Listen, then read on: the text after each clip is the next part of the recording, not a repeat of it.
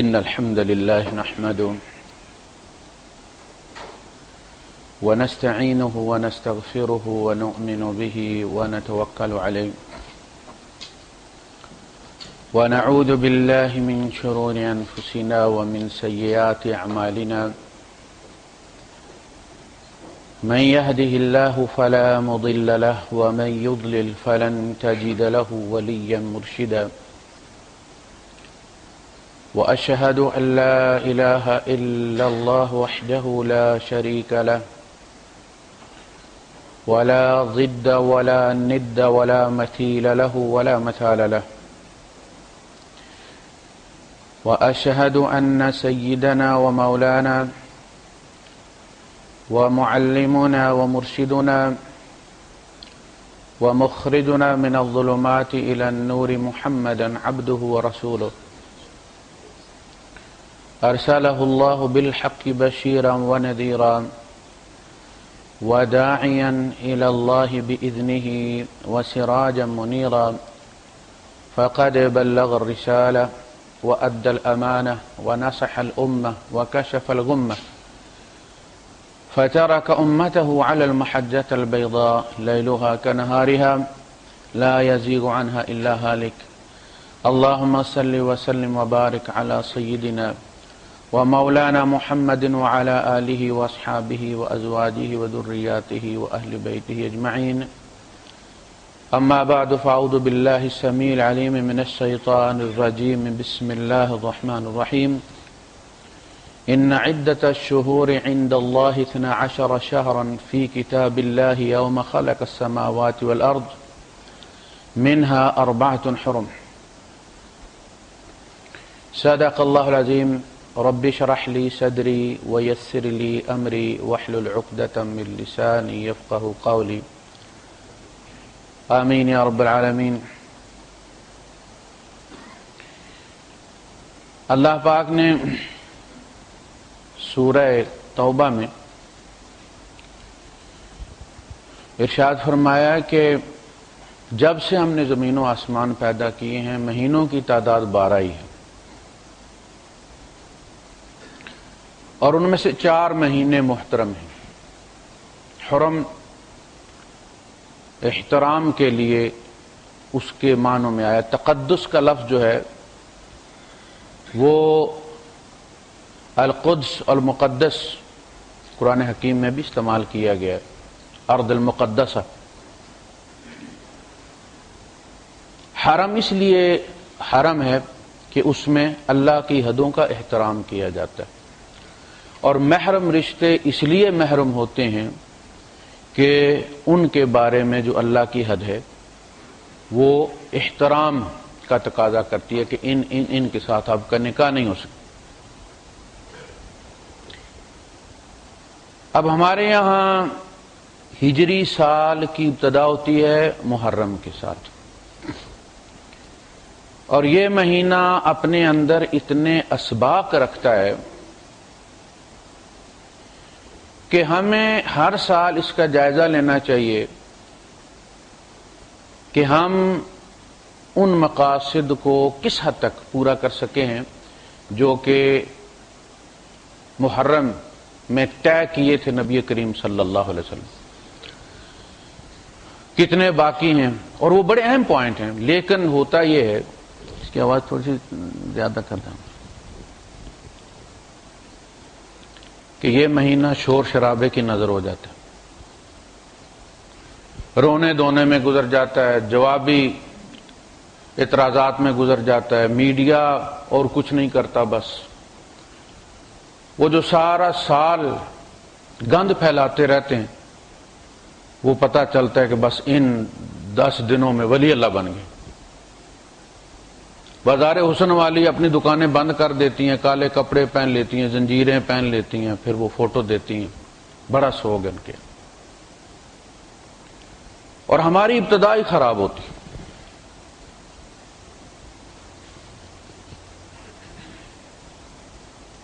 اصل میں سن ہجری کا جو اجرا کیا گیا تھا، لوگ تو شخصیات کے پیچھے بناتے ہیں نا اپنے کیلنڈر، اسلام واحد دین ہے کہ جس نے مقصد پر اپنے کیلنڈر کی بنیاد رکھی، شخصیت پر نہیں رکھی۔ نہ یہ نبی کریم صلی اللہ علیہ وسلم کی پیدائش سے شروع ہوتا ہے، نہ وفات سے شروع ہوتا ہے، نہ ہی یہ معراج سے شروع ہوتا ہے، اس لیے کہ وہ ذاتی تجربہ تھا، سوسائٹی پہ اس کا کوئی اثر نہیں، سوشل ویلیوز کے ساتھ اس کا کوئی تعلق نہیں، اس لیے اس کو اتنی اہمیت نہیں دی، قرآن نے بھی اتنی اہمیت نہیں دی۔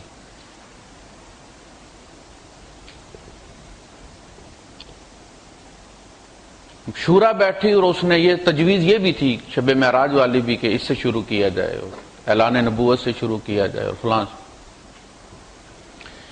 لیکن اعلان نبوت پہلے بھی ہوتے رہے، نبی پہلے بھی آئے تھے، یہ تو کوئی انوکھا واقعہ نہ ہوا نا۔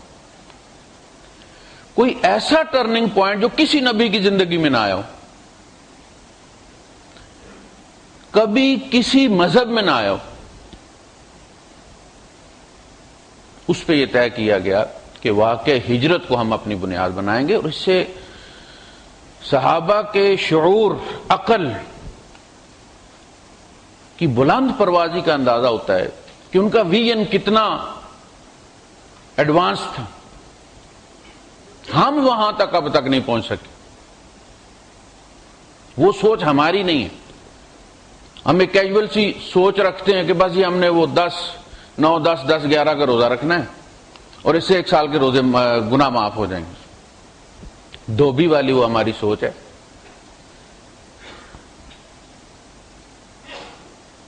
اصل میں ہر نبی دعوی نبوت کرتا تھا، محنت کرتا تھا، پتھر کھاتا تھا، گالیاں کھاتا تھا، الزامات لیتا تھا، اپنا سر بھی کٹا دیتا تھا، حضرت یحییٰ علیہ السلام کی طرح، حضرت زکریا علیہ السلام کی طرح، اور بعض وہ بھی تھے جو ہجرت کر جاتے تھے، حضرت موسیٰ علیہ السلام کی طرح، حضرت ہارون علیہ السلام کی طرح، حضرت نوح علیہ السلام کی طرح۔ لیکن اس ہجرت کے بعد چیپٹر کلوز ہو جاتا تھا، اس نبی کو اب مزید تبلیغ کی ذمہ داری نہیں سونپی جاتی تھی، ان کو واپس ہیڈ کوارٹر رپورٹ کرنے کے لیے کہا جاتا تھا، قوم برباد کر دی جاتی تھی، نبی حرم میں آ جاتے تھے واپس GHQ میں، اور ڈھیر سارے نبی دفن ہیں مطاف کے نیچے۔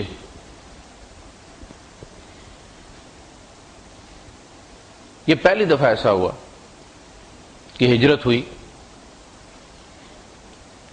اور وہ چیز جو نبی کے اصلی موطن کے اندر جہاں پیدا ہوئے، جہاں آپ نے محنت کی، وہاں کامیاب نہیں ہوئی بلکہ دوسرے علاقے میں کامیاب ہوگی۔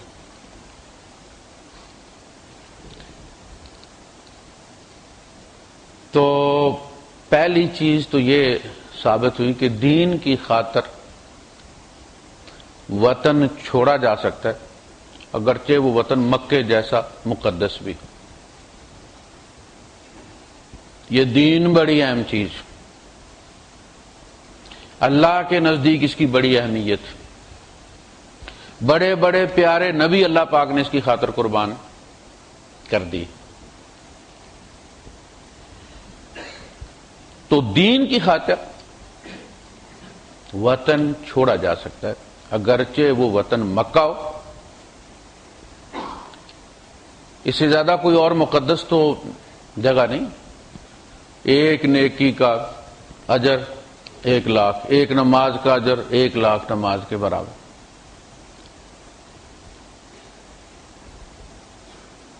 بیت المقدس میں 50,000 اور مدینے میں 1,000۔ دوسری بات، یہ کام مکے میں بھی ہو سکتا تھا، اللہ پاک قادر تھا نا۔ یہ محنت مکے میں، مکے والے بعد میں بھی تو ایمان لے آئے نا، پہلے بھی لے آ سکتے تھے، لیکن مکے میں اگر کامیاب ہو جاتا، مکے والے سارے رشتہ دار تھے آپس میں، کزنز تھے یہ سارے، بنو امیہ بنو ہاشم، چچا تائی کے بیٹے تھے.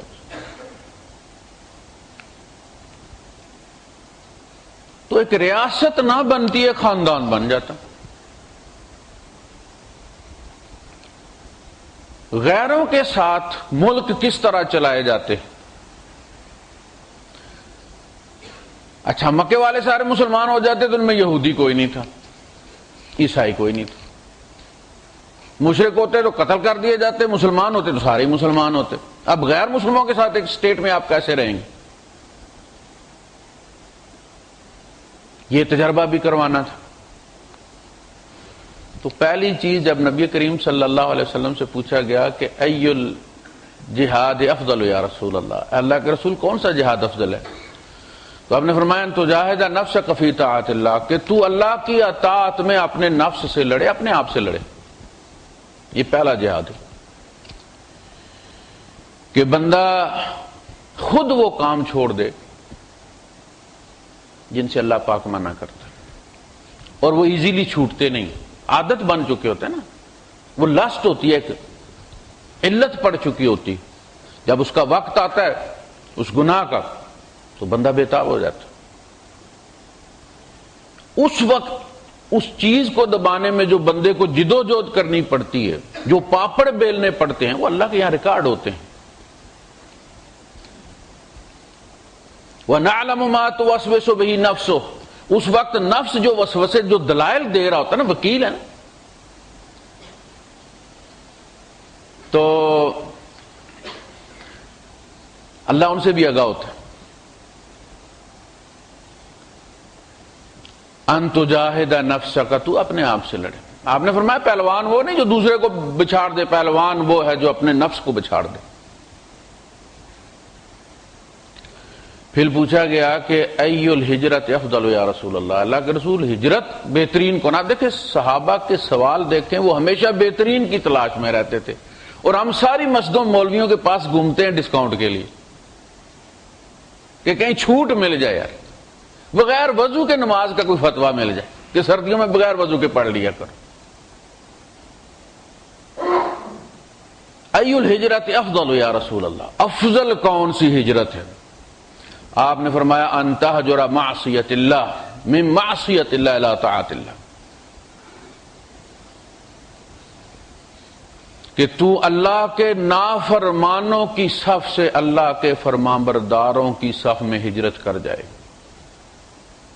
نافرمانوں سے تابعداروں میں آ جائے. اور یہ ہجرت سینے کے اندر ہوتی ہے.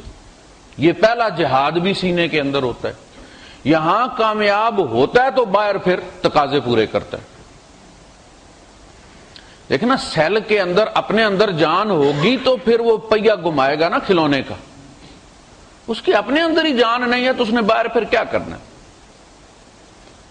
اندر ایمان ہوگا تو باہر کے تقاضوں کو پھر پورا کرے گا. تو پہلا جہاد اپنی ذات کے اندر. سوچ لو، ٹائم لو، مہینہ سوچو، 2 مہینے سوچو. اللہ کے رسول صلی اللہ علیہ وسلم کے پاس جب لوگ آتے تو حضور یہ نہیں کہتے ابھی ابھی مسلمان ہو جاؤ. آپ کہتے جاؤ سوچو. جب شک نکل جائے تو میرے پاس آنا. شک کے ساتھ قبول نہیں، اس لیے کہ شک جو ہے ایئر لاک بن جاتا ہے، گاڑی چلتی نہیں. اور اس کے بعد پھر ڈٹ جاؤ. ان الذین قالوا ربنا اللہ ثم استقاموا. پھر وہ جس طرح گیئر سلپ کرتا ہے اس طرح پھر سلپ نہیں کرنا، ڈٹ جانا. دوسرا کنسپٹ جو ہے وہ ہے امانت کا. اب دیکھیں جب آپ وہاں سے تشریف لے گئے تو آپ ان لوگوں کے قتل کرنے کے منصوبے سے آگاہ کر نکلے تھے. اللہ پاک نے کہا تھا آپ نکل جائیں.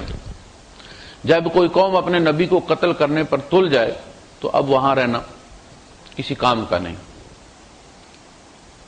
وَإِذْ يَمْكُرُ بِكَ الَّذِينَ كَفَرُوا لِيُثْبِتُوكَ أَوْ يَقْتُلُوكَ أَوْ يُخْرِجُوكَ. جب کافر 3 آپشن پر غور کر رہے تھے کہ وہ آپ کو قید کر دیں یا آپ کو قتل کر دیں یا آپ کو نکال دیں. اور ابلیس نے یہ مشورہ دیا کہ قید کرنے سے کچھ نہیں ہوگا،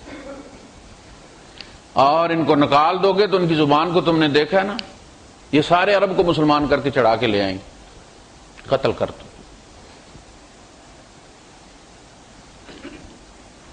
تو آپ نکلے اور حضرت علی رضی اللہ تعالیٰ عنہ کو آپ نے وہاں چھوڑا. کس لیے؟ کہ علی ان بدبودار لوگوں کی امانتیں واپس کر کے آنا. یہ نہیں کہ کھا جاؤ ہڑپ کر دو. آپ کو پتا نا، آپ کے تعلقات جب یورپ کے ساتھ کشیدہ ہوتے ہیں تو سب سے پہلے اکاؤنٹ فریز ہوتے ہیں. آپ وہ پیسہ ہضم کرنے کا بہانہ مانگتا ہے. وہ آپ نے ایسا نہیں کیا. ان اللہ یأمرکم ان تؤدوا الامانات الی اہلہا. اللہ تمہیں حکم دیتا ہے، یہ اللہ کا حکم ہے. سپریم کورٹ کا بھی حکم ہوتا ہے، توہین عدالت لگتی ہے. اللہ حکم دے رہا ہے، ہم توڑ دیتے ہیں اور سمجھتے ہیں کہ توہین عدالت نہیں لگتی. توہین دوسرے لوگ کرتے ہیں، ہم کرتے ہیں توہین اپنے اللہ کی بھی اور رسول کی. وہ بخاری شریف میں ہے نا، من ہاجر الی اللہ ورسولہ فہجرتہ الی اللہ ورسولہ. جس نے ہجرت کی اللہ اور رسول کی طرف، اس کی ہجرت اللہ اور رسول کی طرف ہے. ورنہ تو لوگ وطن چھوڑتے ہیں نا، کوئی درہم کے لیے چھوڑتا ہے، کوئی پاؤنڈ کے لیے چھوڑتا ہے، کوئی ڈالر کے لیے چھوڑتا ہے. تو اللہ کی طرف ہجرت یہ ہے کہ فرائض کا خیال رکھا جائے، اللہ پاک کے احکامات کا خیال رکھا جائے، اللہ کی حدوں کا خیال رکھا جائے، نہ غصے میں توڑا جائے نہ خوشی میں توڑا جائے. یہ دو ہی موقع ہوتے ہیں توڑنے کے. باقی تو ہم نفاق کی چادر اوڑے رہتے ہیں نا اپنی مسلمانی والی. لیکن جب خوشی یا غم آتا ہے تو ہمارے اندر کا وہ نافرمان سامنے آ جاتا.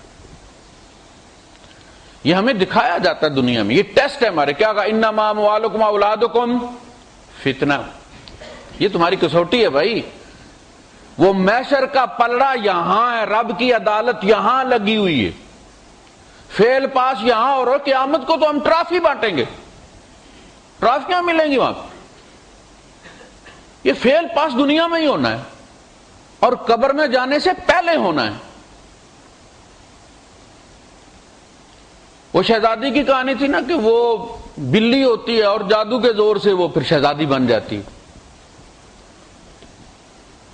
لیکن اس کی ایک کمزوری بھی ہوتی ہے کہ جو ہی وہ کوئی چوہا دیکھتی ہے تو جھٹ سے بلی بن جاتی ہے. اس کی نیچر جو ہے وہ عود کر آتی ہے. تو وہ کوشش کرتی ہے کہ محال میں کہیں دور دور تک کوئی چوہا نہ ہو. اسے پتا تھا کہ چوہا آ گیا تو میری اصل پتہ چل جائے گی. ہمارا حال وہی ہے. ہم بڑے مومن، بڑے حاجی، بڑے نمازی ہوتے ہیں، لیکن جو ہی وہ مفادات کا چوہا نظر آتا ہے نا ہم بلی بن جاتے. اصلی مسلمانوں سامنے آ جاتے 2 نمبر. اللہ تمہیں حکم دیتا ہے تو نافرمانی نہیں کرنی. اور رسول کی طرف ہجرت کیا ہے کہ بدعت چھوڑ دو، سنت کی طرف. بدعت میں نشہ بڑا ہے، مزہ بڑا ہے. دیکھنا یہ جو نشہ کرتے ہیں کیوں نشہ کرتے ہیں؟ وہ جو سرور آتا ہے نا، وہ فائلیں سو جاتی ہیں نا،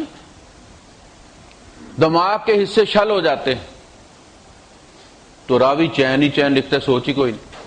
ایسی نیند. بدعت میں بڑا مزہ. اور کچھ میٹھا شیطان ڈال دیتا اس میں. اب اس کو چھوڑ دینا، اور اس لیے چھوڑ دینا حالانکہ وہ دین ہوتی ہے. اس لیے کہا گیا کہ بدعتی کو توبہ نصیب نہیں ہوتی. توبہ اس کو نصیب ہوتی ہے جس کے اندر گلٹی کانشیس ہوتا ہے، احساس جرم ہوتا ہے کہ میں غلط کر رہا ہوں، میں غلط کر رہا ہوں، میں غلط سڑک پر چڑھ گیا ہوں. آخر وہی کسی ایگزٹ کو لیتا ہے اور اس غلط سڑک سے نکلتا ہے. جس کو پتا ہے کہ میں سیدھی راہ پر ہوں وہ پاگل ہے، کسی ایگزٹ سے باہر نکلے گا. لوگ زندگیاں کھباتے تھے بدعتوں کے اندر. تو بدعت کو چھوڑ کے سنت کی طرف آنا یہ رسول کی طرف ہجرت. اور اللہ کی حدوں کو توڑنے سے چھوڑ کر اللہ کی تابع داری کی طرف آنا، اس کے احکامات کو ماننا. فی العسر والیسر، تنگی ہو یا آسانی ہو.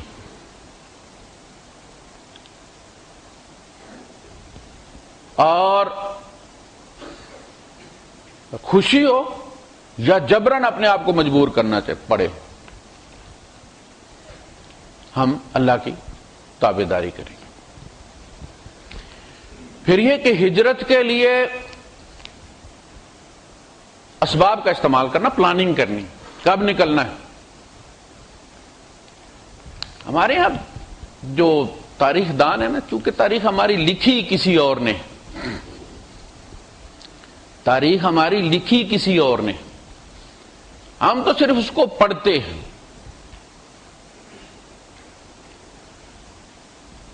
کہ حضرت علی رضی اللہ تعالیٰ عنہ کو نبی کریم صلی اللہ علیہ وسلم نے چھوڑا، آپ رات کو نکلے، سوئے ہوئے تھے، ایسا نہیں آپ دوپہر کو نکلے، مکے والے دوپہر کو سوئے ہوئے تھے، آپ تشریف لائیں ابو بکر صدیق رضی اللہ تعالیٰ عنہ کے گھر، اور دوپہر کو یہ نکلے وہاں سے،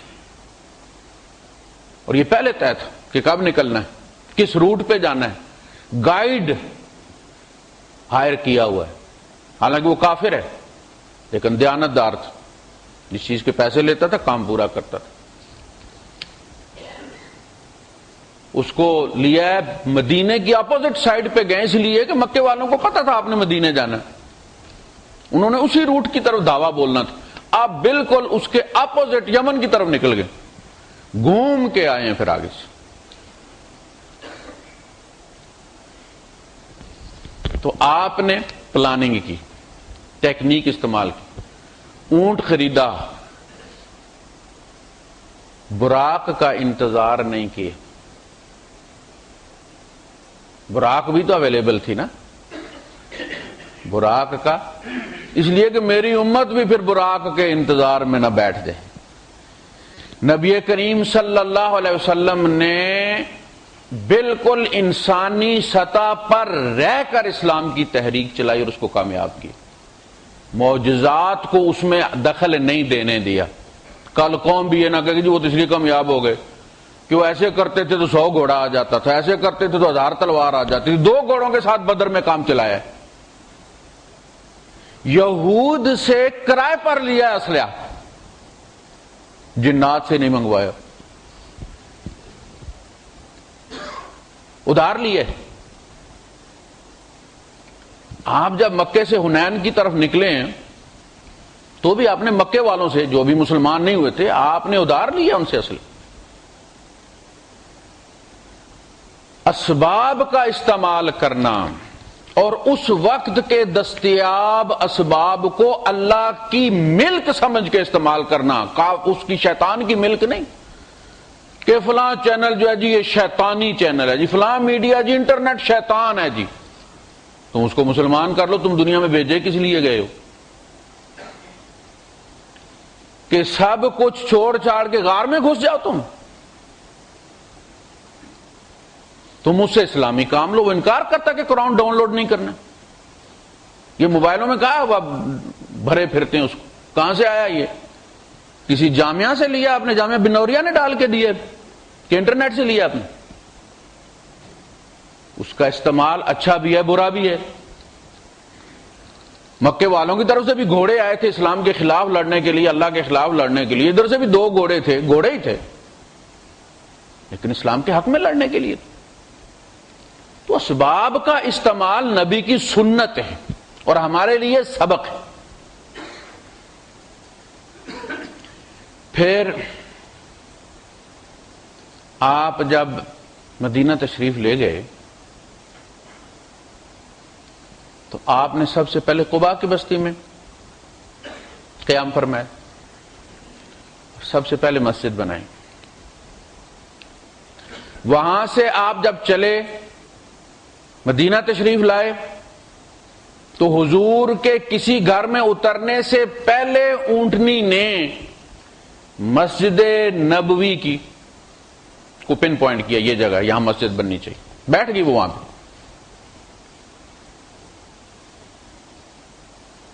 اس کے بعد اٹھی اور پھر ابو ایوب انصاری رضی اللہ تعالیٰ کے گھر کے سامنے جا کے رک گئی۔ تو پتہ یہ چلا کہ مومن کی زندگی کا محور مسجد ہے، وہ جہاں جاتا ہے سب سے پہلے یہ دیکھتا ہے، کرائے پر مکان بھی لیتا ہے نا تو یہ دیکھتا ہے کہ قریب کوئی مسجد ہے کہ نہیں۔ وہ کہیں بھی اترتا ہے تو سب سے پہلے دیکھتا ہے کہ نماز میں ٹائم کتنا رہ گیا. مومن اور مسجد کا تعلق مچھلی اور پانی کا، بے چین رہتا. تو مسجد یہ سبق ہے ہجرت کو، کہ جو بندہ حالت سفر میں، ابھی حضور صلی اللہ علیہ وسلم کو قیام تو نہیں فرمایا تھا نا قباء میں، اس کے باوجود آپ نے وہاں اس مسجد کی بنیاد رکھی. مشورے ہوتے تھے مسجد میں ہوتے تھے، مال غنیمت تقسیم ہوتا تھا مسجد میں ہوتا تھا، قیدی مسجد میں لائے جاتے تھے، بچے مسجد میں پڑھتے تھے، بڑے مسجد میں پڑھتے تھے، خطبہ ہوتا تھا مسجد میں ہوتا تھا، نکاح ہوتا تھا مسجد میں ہوتا تھا، معاہدے ہوتے تھے مسجد میں. یہ مسلمانوں کی پارلیمنٹ ہے. ایک سبق یہ ہے ہجرت کا. پھر آپ نے جو لوگ مہاجرین تھے در بدر سے سب کچھ چھوڑ آئے تھے، صرف لگا ہوا جوڑا پہن کر وہ پہنا ہوا جوڑا ہی لے کر آئے تھے. اکا دکا کوئی رات کو نکلا، کوئی دوپہر کو نکلا، چھپ چھپا کے وہ نکلے وہاں سے مدینہ آ گئے. اب یہاں ہوٹل بھی کوئی نہیں ہے، سرائے بھی کوئی نہیں ہے، روٹی پکانے والے تندور بھی کوئی نہیں ہے، سہولیات کوئی نہیں ہے، چھوٹی سی بستی ہے. کیا کرنا ہے؟ نبی کریم صلی اللہ علیہ وسلم نے ایک مہاجر اور ایک انصاری کا ہاتھ پکڑ کے ہاتھوں میں ہاتھ ڈالا، فرمایا یہ تمہارا بھائی ہے، لے جاؤ اس کو. اس کو کیا کہتے ہیں؟ مواخات. اخو سے بنائی مواخات، بھائی چارہ، بھائی بھائی بنانا. تو اگر ایک گھر میں ایک بندہ شریک ہو جائے تو بوجھ نہیں نہ پڑتا. ایک ہانڈی میں سے ایک پلیٹ نکل آئے کوئی مسئلہ نہیں. کتنا حکیمانہ، بجائے اس کے کہ آپ مہاجروں کی بستی الگ بناتے، اس میں ایم کیوں ایم بناتے، پھر ان کو آپس میں لڑاتے، آپ نے وہ بیریئر ہی ختم کر دی. ذکر کیا والمہاجرین والانصار، لیکن ان دونوں کو بنا کے ملا کے، جس طرح وہ ویلڈر دو گیسوں کا شعلہ بناتا ہے، پھر اس کو نیلا کرتا ہے، اس کی پروپورشن ٹھیک کرتا ہے، پھر اس سے کاٹتا بھی ہے، اس سے جوڑتا بھی ہے. آپ نے اس طرح کیا. اور ان میں وہ بھی تھے کہ جو اتنے دیانتدار تھے کہ ہر چیز انہوں نے آدھی آدھی کر دی. آپ وہ پڑھتے ہیں عبد الرحمن ابن عوف رضی اللہ تعالیٰ عنہ، ان کو جو صاحب لے کر گئے تھے، کہا کہ جی یہ میرے کمرے ہیں، آپ دیکھ لیں، آپ کو جو پسند ہے وہ آپ لے لیں، دوسرا میرے لیے چھوڑ دیں. دیکھیں یہ آپشن. میری دو بیویاں ہیں، آپ دیکھ لیں، میں سے جو آپ کو پسند ہے میں اس کو طلاق دے دوں گا، آپ شادی کر لیں. یہ ممکن نہیں ہے کہ میرے پاس دو رہیں اور میرا بھائی خالی رہے. آپ نے فرمایا او بھائی، تمہاری بیوی بھی تمہیں مبارک، تمہارا مال بھی تمہیں مبارک. مجھے یہ بتاؤ کہ یہاں بازار کس طرف ہے؟ ایک رسی لی، بازار چلے گئے. اللہ نے وعدہ فرمایا نا، وَمَن يُهَاجِرْ فِي سَبِيلِ اللَّهِ يَجِدْ فِي الْأَرْضِ مُرَاغَمًا كَثِيرًا وَسَعَةً. جو اللہ کی راہ میں ہجرت کرے گا، جہاں جائے گا بہت سا مال غنیمت پائے گا اور وسعت پائے گا. رنگ کے رکھ دیا. 30,000 غلام آزاد کیا ہے عبد الرحمن ابن عوف رضی اللہ تعالیٰ عنہ، اکیلے بندے نے. کتنی دولت ہوگی. آپ نے فرمایا تھا عبد الرحمن تو میری امت کے غنی ترین آدمی، اس وقت جو موجود تھے لوگ. تو مواخات ملک اس طرح چلتے، نسلی تفریق سے، لسانی تفریق سے ایک بستی نہیں چل سکتی، ملک کیا چلیں گے؟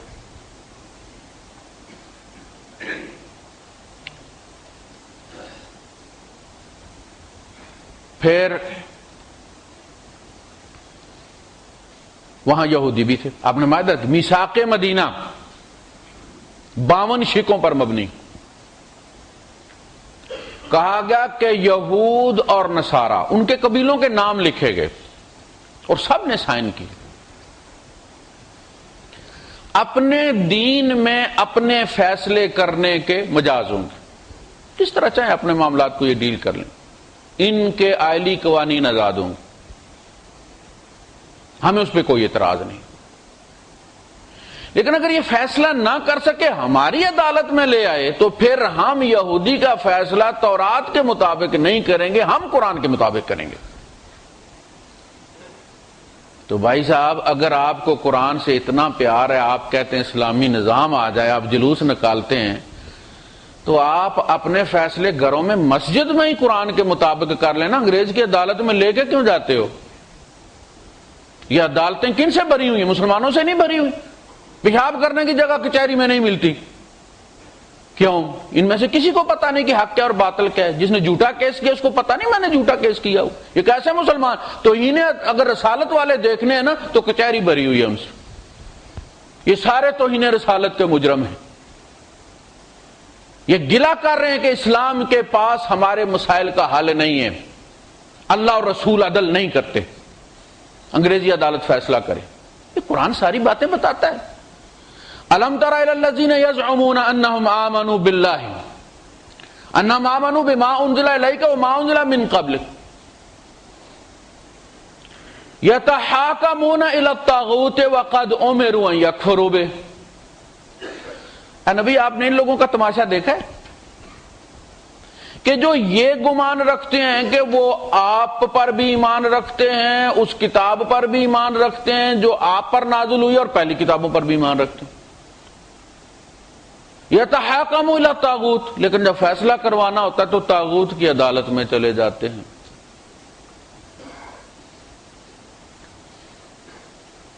یخافون ان یحیف اللہ علیہم ورسولہ، کیا یہ لوگ اس بات سے ڈرتے ہیں کہ اللہ اور اس کا رسول ڈنڈی مار جائیں گے؟ کیوں گئے اس عدالت میں؟ توہین کر کے ہی گئے ہو نا. کوئی باپ کہتا کہ نہیں، کوئی بچہ کہتا میں نے اپنے باپ سے فیصلہ نہیں کرانا، فلاں نائی سے کروانا میں، تو باپ تو پھر کہے گا نا کہ تم میرے بچے ہے ہی نہیں ہو، اصل میں اسی نائی کے ہو.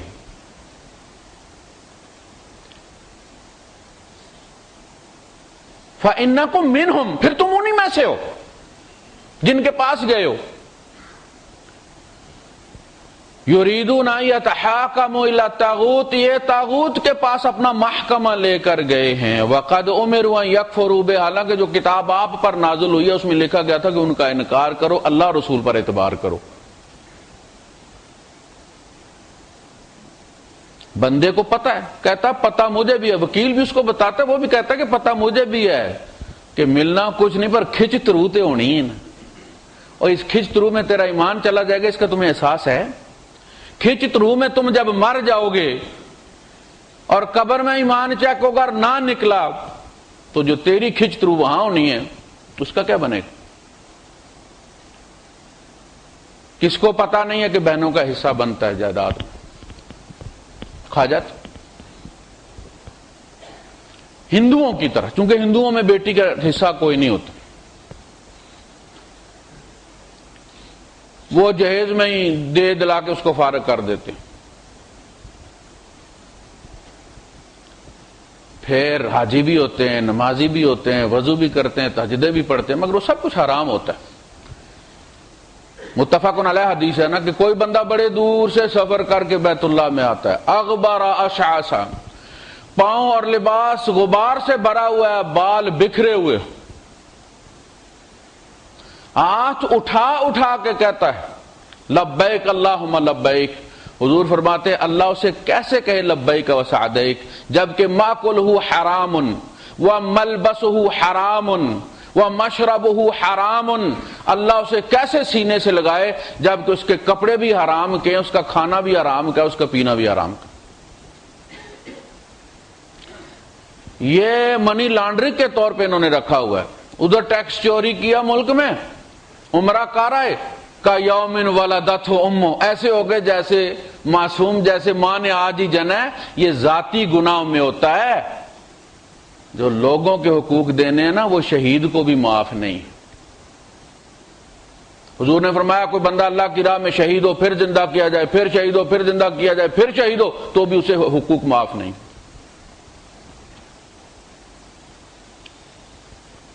یہود کو شامل کیا آپ نے کہ بھئی اپنے فیصلے تم خود کر لو۔ انڈیا میں یہی ہے، مسلمانوں کا کہا کہ آپ شادی بیاہ نکاح طلاق خرچہ حق مہر یہ سارے فیصلے آپ کے قاضی کریں۔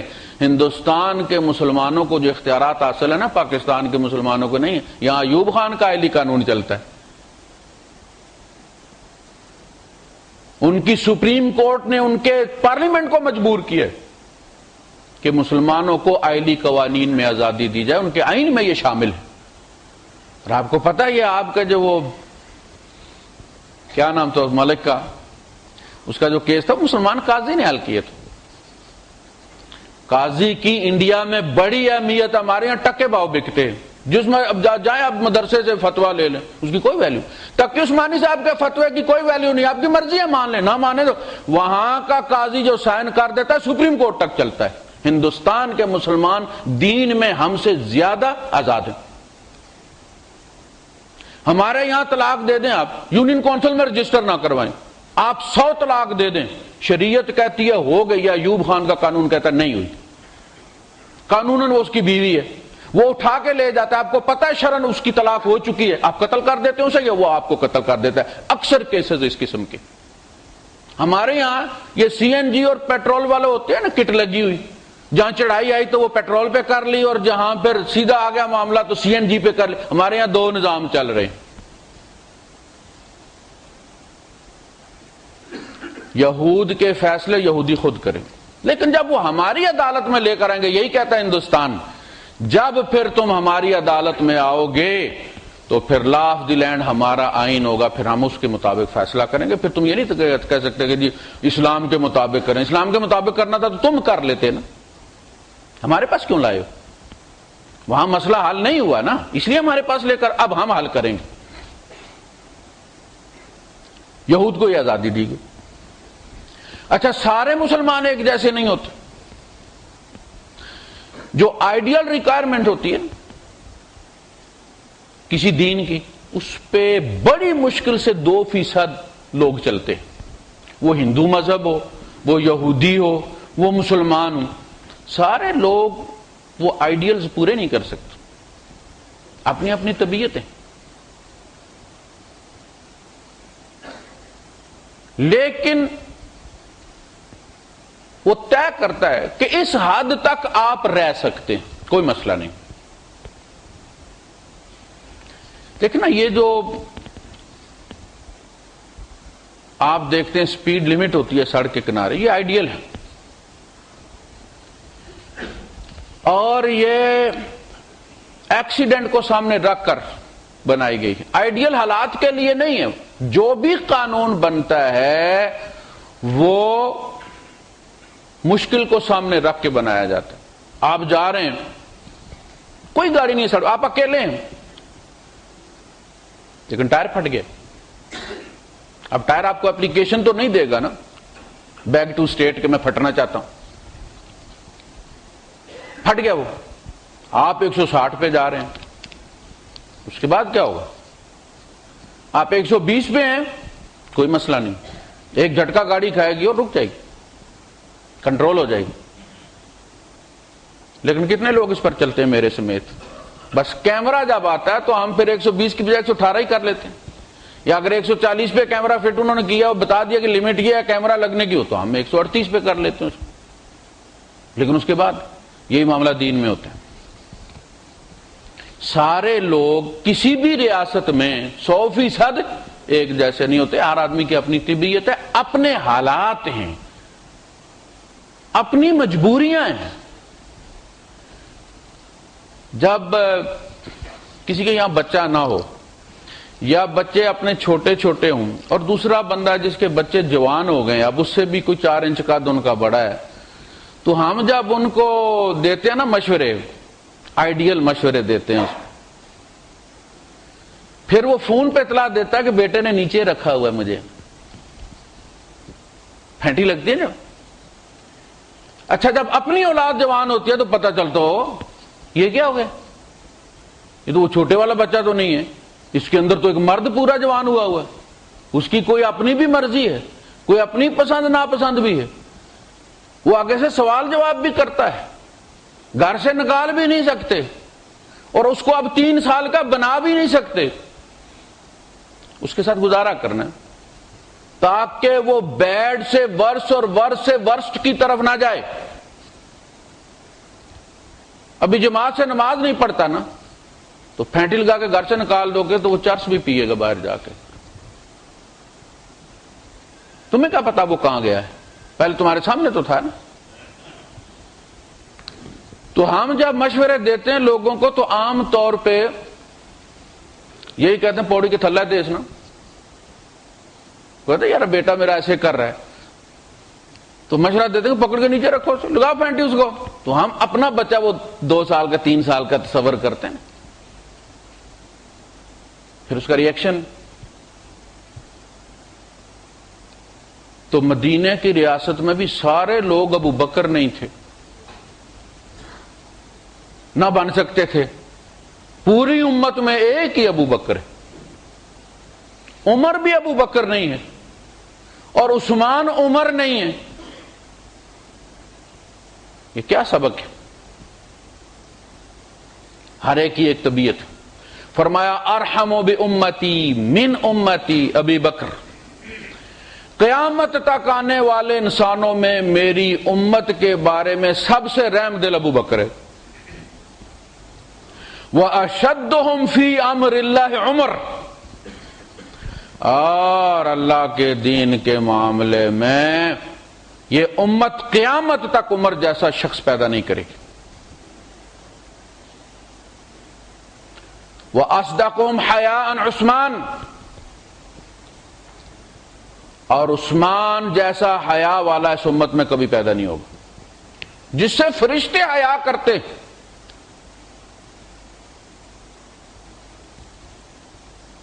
اور علی جیسے فیصلے کرنے والا کوئی نہیں ہوگا۔ وَأَقْضَاهُمْ علی، بڑا ہی قانونی دماغ پایا تھا حضرت علی رضی اللہ تعالیٰ عنہ نے، اللہ پاک سے ایسے ایسے مسائل کھڑے کھڑے حل کر دیتے تھے، ایسے ایسے مقدمے، اونٹ کے وزن کے برابر سونا تولنا ہے یا چاندی دینی، چاندی دینی تھی، کہا اب کیا کریں، اونٹ کے وزن کے برابر اونٹ کو ذبح کریں، پھر اس کو وہ تھوڑا تھوڑا کر کے وزن کریں کہ کتنا بنتا ہے، پھر اتنا تولیں، کیا کریں اس کو؟ حضرت علی رضی نے فرمایا کہ اونٹ کو کشتی میں بٹھاؤ اور جہاں تک پانی پہنچتا ہے نشان لگا دو، اس میں چاندی بھرو، جب وہاں پانی پہنچے تو وزن برابر ہو۔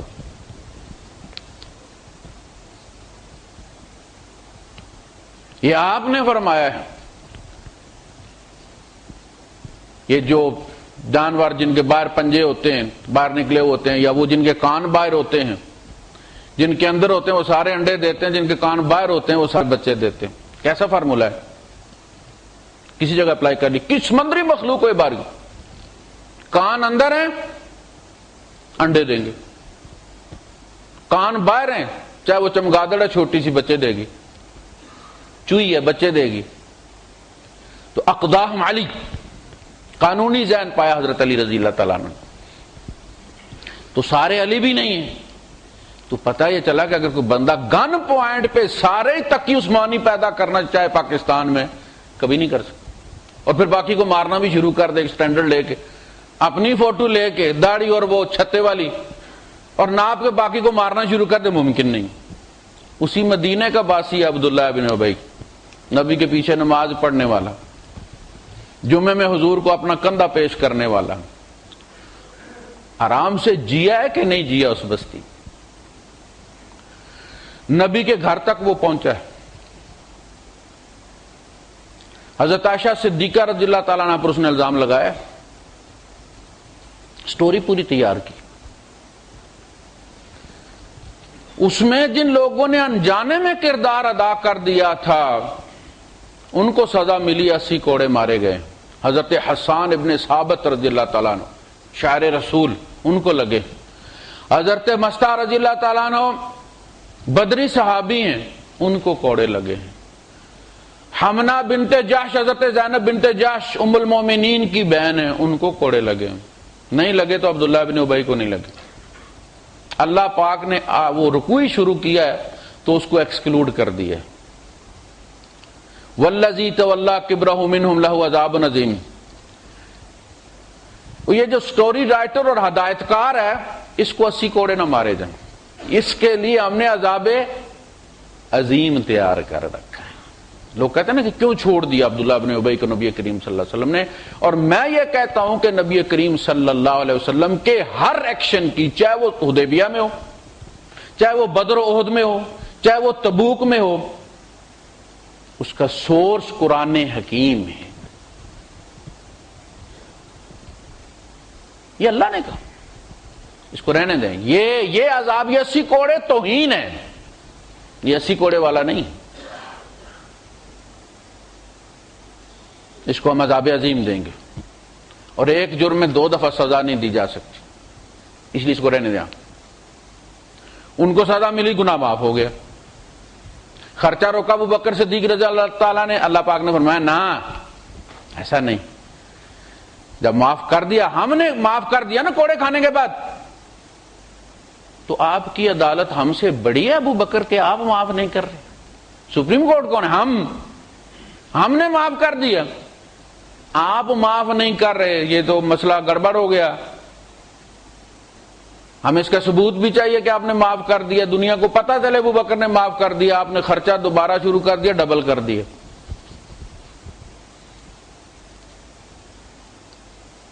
تو وہاں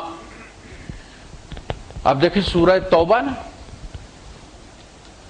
حضرت علی رضی اللہ عنہ سے پوچھا گیا کہ یہ سورہ توبہ میں بسم اللہ کیوں نہیں، باقی ساری صورتوں میں؟ تو ہمارے حضرات یہ کہتے ہیں کہ جی وہ ملی نہیں لکھی ہوئی۔ او بھائی ملی نہیں تو کسی نے یاد بھی نہیں کی ہوئی تھی؟ قرآن یاد تھا لوگوں کو کہ نہیں یاد؟ کوئی حافظ تھے کہ نہیں تھے؟ بسم اللہ ایسی صورت میں بھولنی تھی؟ آپ نے فرمایا جان بوجھ کے نہیں لکھوائے گی۔ فرمایا تو ننگی تلوار ہے یہ صورت، اس میں رحم کا کیا کام ہے؟ اس میں بسم اللہ الرحمن الرحیم کیوں آئے گی؟ اس لیے اس کو کہتے ہیں سورہ رسوائی، خزي، اس میں منافقوں کو رسوا کیا گیا۔ تو غزوہ تبوک میں ایک گروہ نے پلاننگ کر کے، آپ تبوک کی طرف جائیں تو آپ کو پہاڑی علاقہ ملے گا، اسی طرح تنگ رستے رہوں گے۔ تو ایک گروہ نے یہ پلاننگ کی منافقوں کے کہ جب یہ اوپر چڑھ جائیں گے تو ہم ان کے اونٹ کو جا کے بھڑکا دیں گے اور وہ نیچے گرے گا، شہید ہو جائیں گے، جان چھوٹ جائے گی۔ جب یہ لوگ آئے ڈھاٹے باندھے ہوئے، یہ مدینے سے حضور کے ساتھ چلے تھے، اسی نیت سے چلے تھے، تو جو حضور کے ساتھ صحابہ چل رہے تھے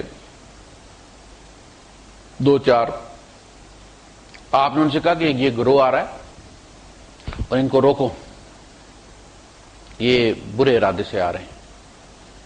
اب انہوں نے جب ان کو روکا، کون ہوئے؟ اتارو یہ منہ سے، تو انہیں پتہ چل گیا کہ بھائی یہ تو ان کو پتہ چل گیا ہے۔ وہ وہاں سے بھاگے۔ جب وہ بھاگ گئے تو آپ نے فرمایا، حضرت حذیفہ ابن یمان رضی اللہ تعالیٰ کو صاحب سر النبی کہتے ہیں نا، یہ نبی کے رازدار ہیں، ایسا راز ہے جو کسی کو حضور نے نہیں بتایا سوائے ان کے۔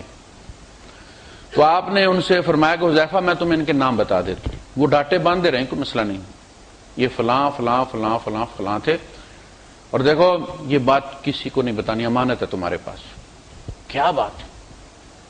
ملک اس طرح چلتے ہیں، بندے مارنے سے نہیں چلتے۔ وہ نبی کو قتل کرنے آئے ہیں، نبی ان کا نام بھی ڈسکلوز کرنا پسند نہیں کرتے۔ اب صحابہ یہ دیکھا کرتے تھے کہ اگر کسی بندے کے جنازے میں حضرت حذیفہ شامل نہ ہوں تو وہ بھی نہیں جنازہ پڑھتے تھے، انہیں پتہ چل جاتا تھا کہ یہ بندہ ان میں سے تھا۔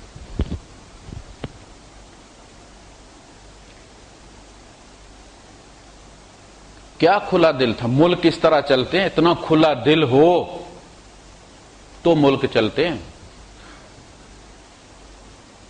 عبداللہ ابن ابی سے بڑا گستاخ آج تک اس امت میں پیدا نہیں ہوا۔ سورہ توبہ میں 11 بار ان کو کافر کہا گیا ہے، لیکن 11واں پارہ شروع ہوتا ہے تو اللہ پاک فرماتا ہے فَأَعْرِضْ عَنْهُمْ إِنَّهُمْ رِجْسٌ، اعراض کرو نبی، یہ گندگی ہے، اس میں پتھر نہ مارو۔ لہذا یہ جو ہمارے یہاں قتل عام شیعہ سنی کے نام پہ ہو رہا ہے نا، اس کا کوئی جواز نہیں بنتا، نبی کے اسوے میں اس کا کوئی جواز نہیں بنتا۔ ان کو اسی ملک میں رہنا ہے، ہزارہ کو بھی، شیعوں کو بھی، سنیوں کو بھی، قادیانیوں کو بھی۔ یہ کوئی پارٹی نہیں کہ کوئی کسی کو نکال دے گا، یہ ملک ہے، ان کو بھی رہنا ہے۔ اگر ملک چلانا ہے مدینے کی ریاست کی طرح چلانا پڑے گا اور کھلے دل کے ساتھ چلانا پڑے گا۔ اللہ پاک مجھے بھی توفیق دے اور ہمارے باقی ساتھیوں کو بھی۔ واخر دعوانا الحمدللہ رب العالمین۔